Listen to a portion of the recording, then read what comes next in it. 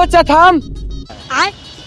ওরে সালা রে, বাইরে থেকে 100 টাকা লিখছুনো, গ্লাসটা ভেঙে গেল, কি করবো? আচ্ছা রে, আমি কইছুনি যে কার কে মোবাইলটা নিয়েছি। হাম চলেছি জমজম মোবাইল বাজারে। তো চ ওই যে এখানে বসেছিল যার সাথে, যার সাথে হ্যাঁ ফ্রিতে গ্লাস লাগিয়ে দিয়েছিল বলে। হ্যাঁ আমি তো শুনেছি, চল দেখি কি করছে।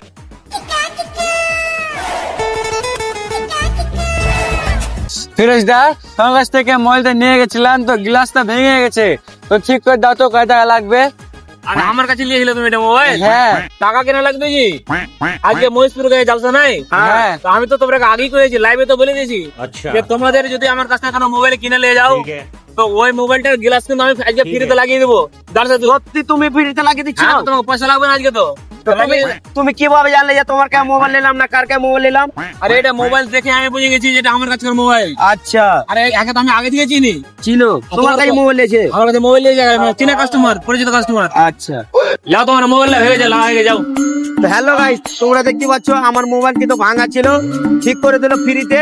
তোমরাও মোবাইল নাও, আর গিলাস যবার ভাঙবে 3 বার অফার দিবে। জমজম মোবাইল বাজারে কে মোবাইল নিতে যাও অবশ্যই নাম্বারে কন্ট্যাক্ট করে নাও। তো টাটা, বাই বাই।